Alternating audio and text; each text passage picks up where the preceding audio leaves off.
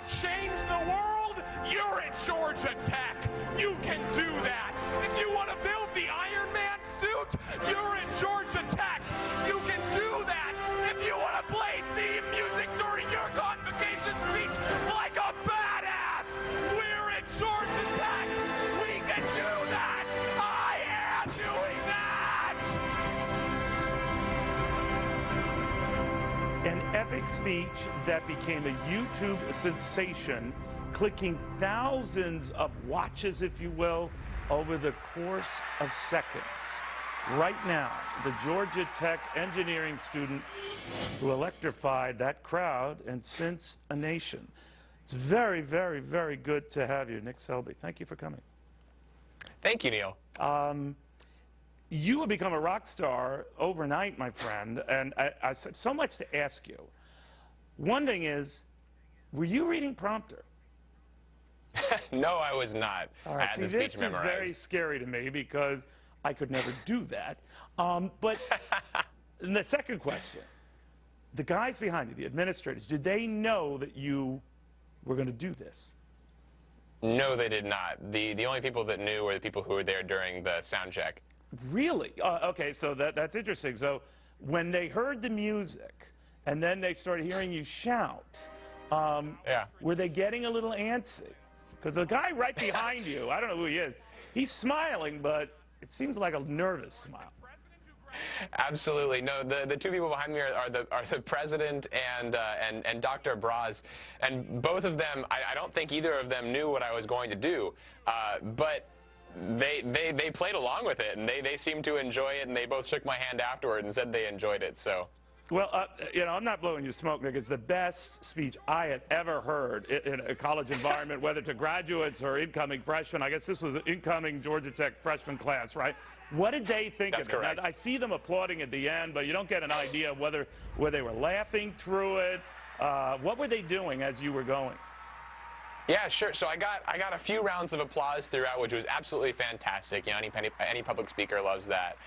They laughed at my jokes. They were all in all a fantastic audience. The clip at the end is hilarious, and a few of the websites that have been picking this up have kind of made fun of the fact that they just look like they don't really know what just happened, which, in all honesty, is my favorite part of the video.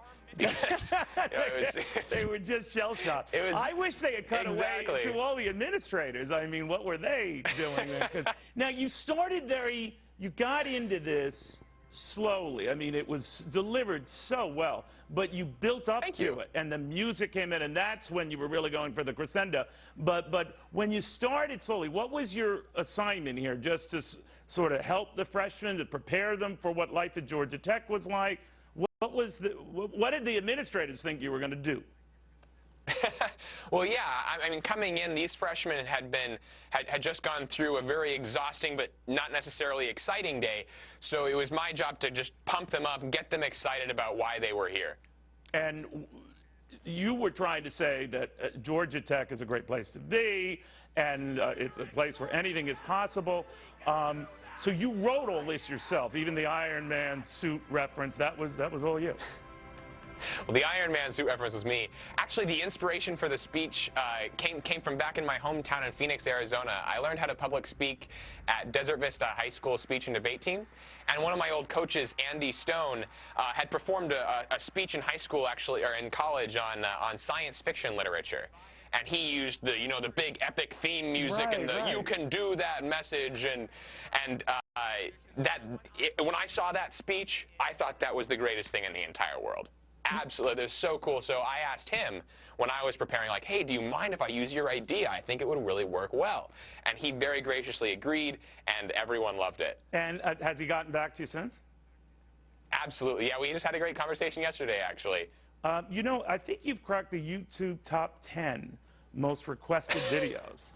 Did you have any idea it would be that big a deal? I was really hoping that I could get a round of applause at the end of the speech.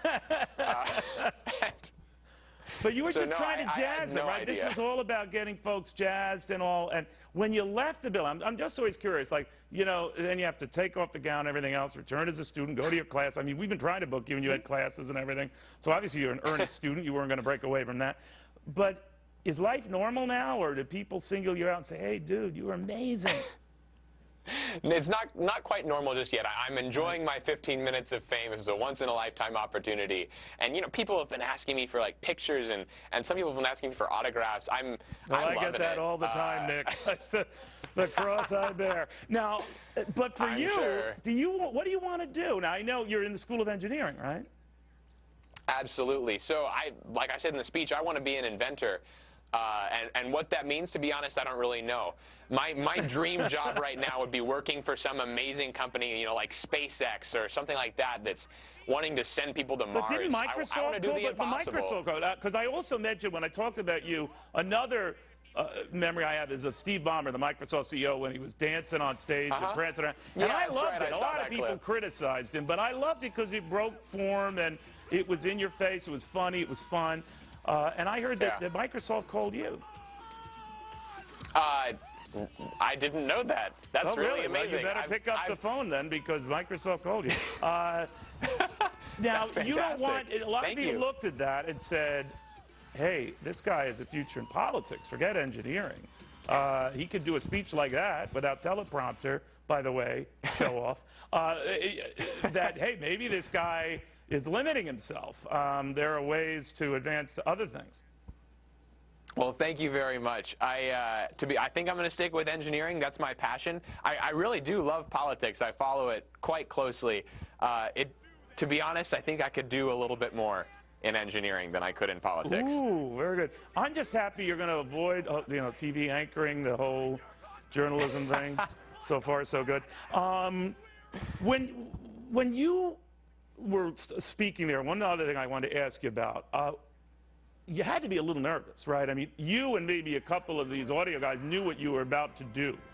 I mean, you have to be worried about timing. You have to be worried about the music. You have to be worried about making you finish the crescendo the way we're showing you right now with your arms raised when you're all done. And then you just stayed there. Everything was timing. Were you worried you wouldn't get that down right? It was one shot and done. Oh, absolutely. I was very, very nervous. I don't know if you can see in the video, there's you can see me do a kind of a head nod after the second big yes. And that was me just being surprised that the timing worked out. So, I mean, that was really cool. Although, but I mean, as you know in your business, Neil, being nervous, like, that's a good thing, right? You want to use those nerves. So that's all it was for me. All right. Now, something's happening here that didn't happen when you were speaking. Your mic fell down your shirt. So that's true. So okay, no, that's fine. Just keep it there. Who am I to tell you how to do your job? You ever going to speak again on speaking circuit? I mean, you can get money for this, you know. I love public speaking. It's my passion. I can't do, like, I'm not musical at all. I can't draw or dance or do anything like that. So, I mean, speaking is my creative outlet. It's my art, if you will.